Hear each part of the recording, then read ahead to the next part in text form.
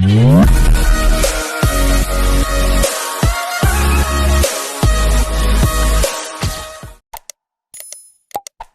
Topic D Broglie equation, एक ऐसा topic जिसको आप 12th क्लास में मॉडर्न फिजिक्स में भी पढ़ा करेंगे, लेकिन यहाँ 11th क्लास में एटॉमिक स्ट्रक्चर चैप्टर में आप पढ़ने जा रहे हैं। डी ब्रॉगली इक्वेशन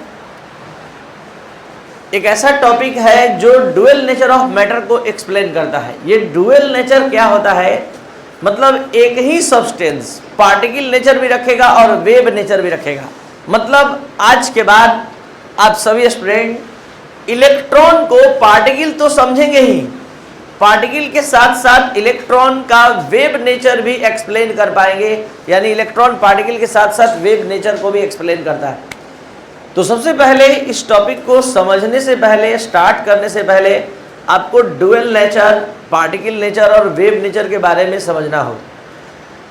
तो पार्टिकल नेचर क्या होता है, जैसे 8, 9, 10th क्लास से आप पढ़ते आ रहे हैं कि मैटर किसे कहते हैं, जिसे नापा जा सके, तौला जा सके, जिसको मेजर किया जा सके, जो एक निश्चित एरिया एक्वायर करे, जिसको स्पर्श कर सके, उसको मैटर कहते हैं, वही पार्टिकल है।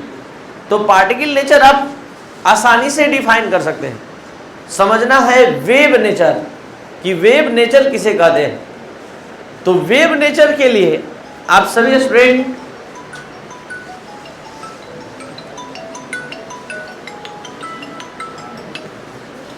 आ रहे हैं, तो यहाँ हमने बताया कि पार्टिकल नेचर तो आप समझ रहे हैं, लेकिन वेव नेचर को डिफाइन करने के लिए आपको अच्छे से पता है कि 5 कैरेक्टरिस्टिक का होना जरूरी है, जो इस क्लास में आप 2 बार समझ चुके हैं। और वेव नेचर और रेडिएशन को डिफाइन करने के लिए 5 कैरेक्टरिस्टिक को बताया गया था। इसमें से पहला है वेवलेंथ, दूसरा वेव नंबर, तीसरा वेव वेलोसिटी, चौथा फ्रीक्वेंसी और पांचवा एम्पलीट्यूड। ये 5 कैरेक्टरिस्टिक जिसमें भी होगा वो वेव नेचर को डिफाइन करेगा। एक भी अगर इसमें से नहीं रहा तो वो वेव नहीं कहलाने के लायक होगा। तो इलेक्ट्रॉन पार्टिकल कैसे है ये आप अच्छे समझ सकते हैं। इसका अपना मास होता है, अपना वेलोसिटी होता है, इसमें एनर्जी कंटेन करने का क्षमता होता है, तो ये पार्टिकल है। वेव कैसे होता है इसको हम समझाने जा रहे हैं। आप लोग को एक इक्वेशन याद है, आइंस्टीन इक्वेशन, नाम सुने हैं Einstein equation. E equal mc square, इसमें m मास है, c वेलोसिटी है। तो मास यहाँ एनर्जी के डायरेक्टली प्रोपोर्शनल है। आप समझ सकते हैं कि अगर मान लीजिए एक ऑब्जेक्ट हम लिए 50 ग्राम का, 50 ग्राम का, और एक ऑब्जेक्ट लिए 100 ग्राम का, बता सकते हैं आप लोग किसकी एनर्जी अधिक होगी? 100 ग्राम। समझ सकते हैं कि यहाँ मास अधिक तो एनर्जी अधिक, मास कम, मास 50 ग्राम का 50 ग्राम का लेंगे तो 50 ग्राम का ही ना, यहाँ 50 से ही ना मल्टीप्लाई होगा, और 100 लेंगे तो 100 से, तो मास कम होगा तो एनर्जी भी क्या होगी? ये जो बोल रहे हैं आपको एकदम क्लियर समझ में आना चाहिए, क्योंकि इस कॉन्सेप्ट का रिलेशन आगे बैठाने जा रहे हैं। दूसरा रिलेशन है कि आप जानते हैं मैक्स प्लैंक क्वांटम थ्योरी के अनुसार E इक्वल hc/λ। एनर्जी और वेवलेंथ में इनवर्सली प्रोपोर्शनल का रिलेशन होता है। पिछले क्लास में एक प्रॉब्लम में भी समझाया गया था कि एनर्जी और वेवलेंथ का अपोजिट का रिलेशन होता है। यहाँ मास और एनर्जी में डायरेक्टली प्रोपोर्शनल है, मास अधिक तो एनर्जी अधिक, यहाँ एनर्जी अधिक तो वेवलेंथ कम, और एनर्जी कम तो वेवलेंथ अधिक। तो जरा सोचिए कि अगर हल्का पार्टिकल होगा जैसे कि इलेक्ट्रॉन, तो मास कम होगा, मास कम होगा तो एनर्जी कम होगा। बोर्ड पर ध्यान बनाएंगे तभी आप समझ पाएंगे। तो मास कम तो एनर्जी कम, एनर्जी कम तो वेवलेंथ अधिक। तो इलेक्ट्रॉन जैसे लाइटर पार्टिकल के लिए, हल्के पार्टिकल के लिए आपको पता है कि एटम का सबसे लाइटेस्ट पार्टिकल कौन है? इलेक्ट्रॉन। तो इलेक्ट्रॉन का मास कम तो एनर्जी कम, एनर्जी कम तो वेवलेंथ अधिक, मतलब वेवलेंथ को डिटरमाइन कर सकते हैं। इसके जस्ट अपोजिट हम आपको समझाने के लिए मान लेते हैं कि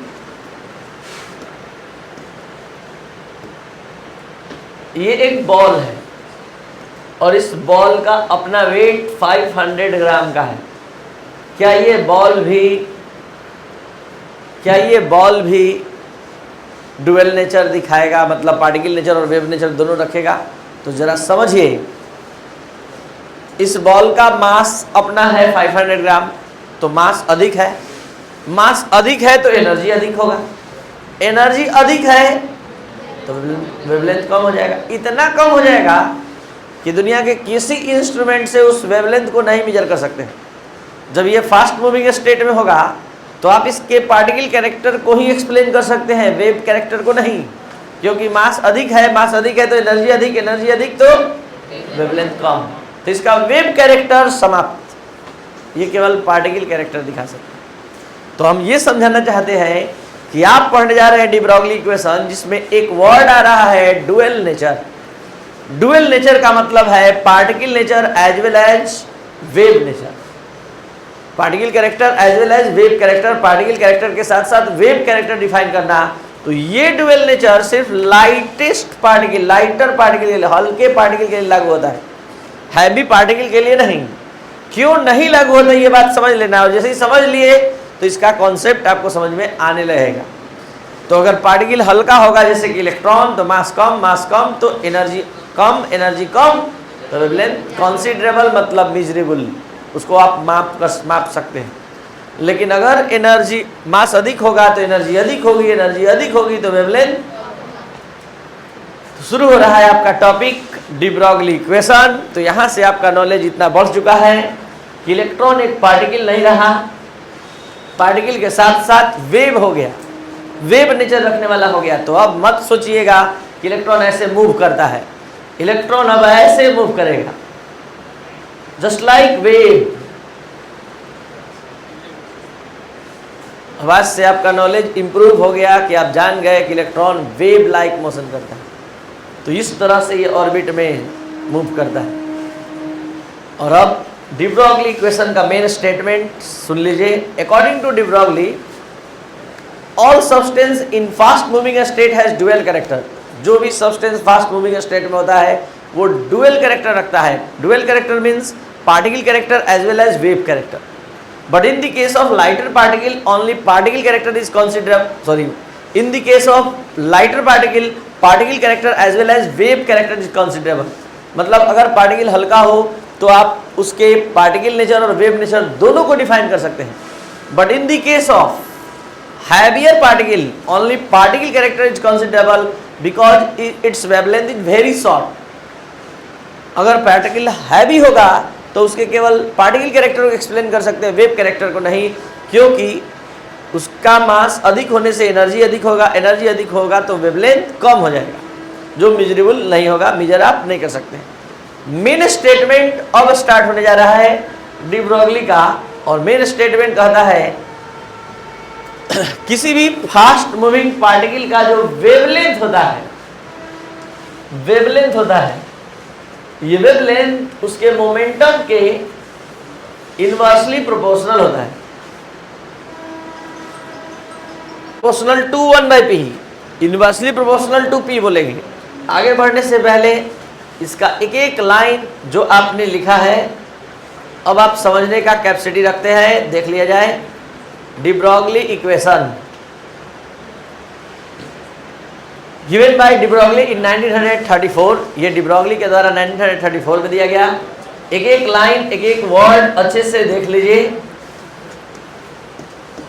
according to de Broglie, all substance in fast moving state has dual character. सभी सब्सटेंस फास्ट मूविंग स्टेट में डुअल कैरेक्टर रखते हैं। Dual character means particle character as well as wave character. In case of lighter particle, particle character as well as wave character is considerable, but in the case of heavier particle only particle character is considerable because its wavelength is very short. According to de Broglie, wavelength of fast moving microscopic particle like electron is inversely proportional to momentum। मतलब electron जैसे fast moving particle का, microscopic particle का जो wavelength होता है वो momentum के inversely proportional होता है। तो यहां पर लेमडा प्रोपोर्शनल टू 1/p और lambda inversely proportional to p, अलग से आप सभी स्टूडेंट जानते हैं कि p इक्वल क्या होता है, mv। The product of mass and velocity is called momentum. तो यहाँ पर प्रोपोर्शनल का साइन हटते ही क्या हो जाएगा, एक कांस्टेंट आ जाएगा, और कांस्टेंट क्या आया, h, where h equal Planck's constant. तो ये लेमडा का फर्स्ट फार्मूला आया। अलग से आप सभी स्टूडेंट जानते हैं p इक्वल क्या होता है, mv। देन आप क्या लिख सकते हैं, लेमडा इक्वल ऑफ h/mv। तो यहाँ वेवलेंथ का सेकेंड फॉर्मूला ऑरिजिनेट हो गया। अब आपको बता दें कि ये जो टॉपिक है फिजिक्स में भी पढ़ना है, मॉडर्न फिजिक्स में, तो दुगना फायदा आपको होने जा रहा है। आप पढ़ रहे हैं केमिस्ट्री में, बोर्ड एग्जाम में आपका आएगा क्या, फिजिक्स में। तो ये इसको आप थोड़ा सा हाई लेवल में फिजिक्स के अकॉर्डिंग भी पढ़ लीजिए। आप सभी को पता है काइनेटिक एनर्जी इक्वल क्या होता है, क्या होता है, half mv²। Then v² equal क्या होगा, 2ke/m लिख सकते हैं। तो यहाँ v इक्वल क्या आ जाएगा, स्क्वायर इधर आ गया, 2ke/m। Equation number third, putting the value of equation third in equation 2। आप लोग के लैंग्वेज में v का मान रखने पर, v का जो वैल्यू हमने लाया है इसका हम वैल्यू पुट कर रहे हैं। Putting the value of equation third in equation 2, या putting the value of v in equation second. तो जल्दी से बताया जाए क्या हो जाएगा, लेमडा इक्वल h/m। v के जगह क्या हमने लाया, 2ke/, जल्दी से बताइए,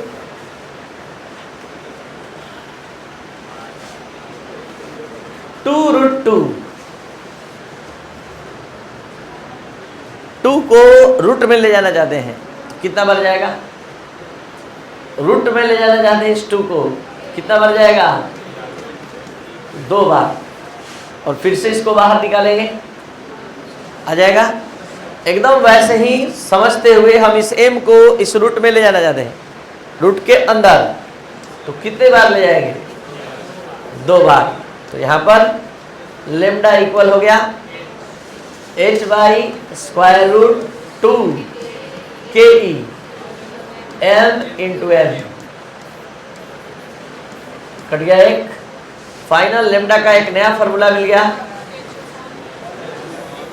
2ke/m, इक्वेशन नंबर 4।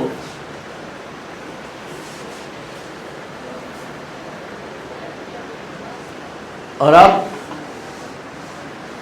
वर्क से रिलेशन इस्टेब्लिश करते हुए, वर्क किसे कहते हैं, the product of force and displacement, यानी W इक्वल आप लोग क्या जानते हैं, F/s। तो ये ग्रेविटेशनल वर्क डन। अगर इलेक्ट्रिकल वर्क डन का बात करें, इलेक्ट्रिकल वर्क डन, वर्क भी 3 तरह का होता है, gravitational work done, mechanical work done और इलेक्ट्रिकल वर्क डन।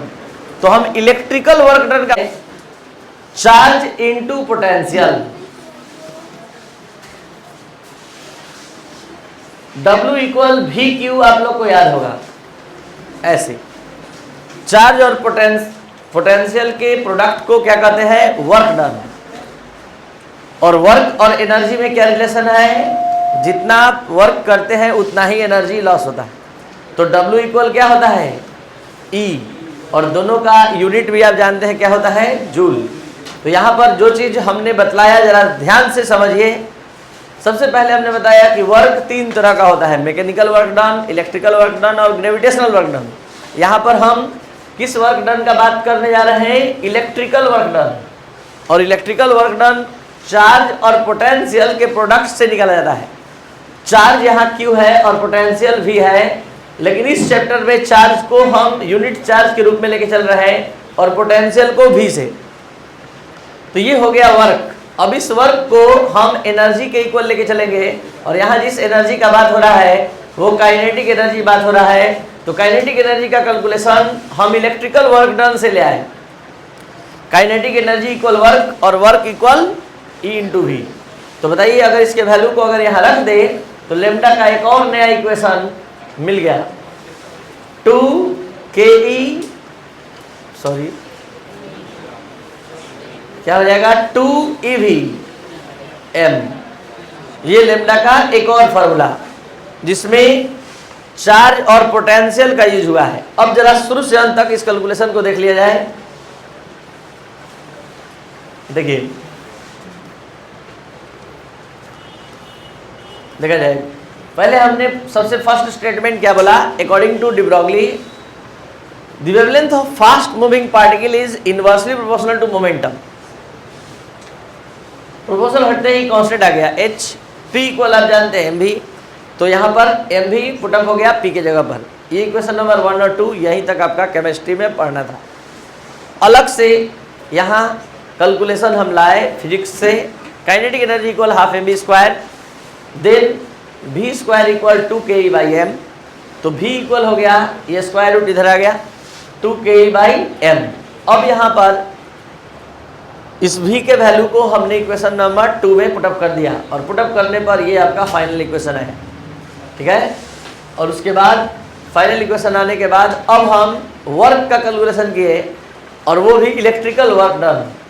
तो W इक्वल, ये आपके समझने के लिए लिखा गया कि आप समझिए कि ये इलेक्ट्रिकल वर्क डन बराबर होता है, इक्वल होता है, और आप यहाँ W equal E into V लेके चलेंगे क्योंकि यहाँ पर चार्ज को आप ई के फॉर्म में लेके चल रहे हैं, यूनिट चार्ज, और भी पोटेंशियल, ये दोनों के मल्टीपल को आप काइनेटिक एनर्जी इक्वल लेके चलेंगे। तो लेमडा इक्वल हो गया, इसकी जगह पर ई भी आपने रख दिया। जल्दी से बताइए आप लेमडा इक्वल क्या क्या पढ़े, h/p, second h/mv, third square root 2ke h/√2ev_m। अगर किसी प्रॉब्लम में मोमेंटम देगा तो ये फॉर्मूला लगे, अगर किसी दिए गए प्रॉब्लम में वेलोसिटी ऑफ इलेक्ट्रॉन देगा तो ये फॉर्मूला से बनेगा। अगर किसी दिए गए प्रॉब्लम में केवल पार्टिकल का नाम ले लेगा, काइनेटिक एनर्जी दे देगा तो इस फॉर्मूले से बन जाएगा।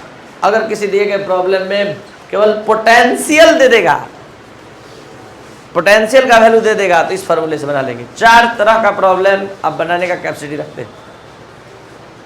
इसमें क्या बदलने वाला है, केवल मोमेंटम। इसमें क्या बदलने वाला है, वेलोसिटी।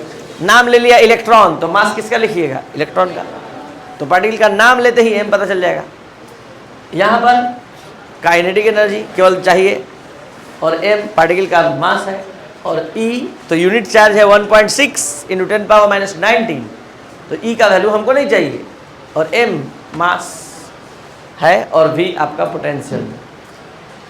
तो ये था आपका आज का क्लास डी ब्रॉगली इक्वेशन के लिए, जिसमें आप कम से कम ये जान गए कि इलेक्ट्रॉन डुअल कैरेक्टर रखता है, और डुअल कैरेक्टर का मतलब होता है पार्टिकल कैरेक्टर के साथ साथ वेव कैरेक्टर। अगर जो भी स्टूडेंट इसको ऑनलाइन या ऑफलाइन देख पा रहे हैं, अगर फुल सेटिस्फाइड है आप इस वीडियो लेक्चर से, कंप्लीट क्लास से, तो आप 9431434546 पर व्हाट्सएप मैसेज करके आप ऐप के माध्यम से कंप्लीट सिलेबस केमिस्ट्री का कर सकते हैं। Thank you.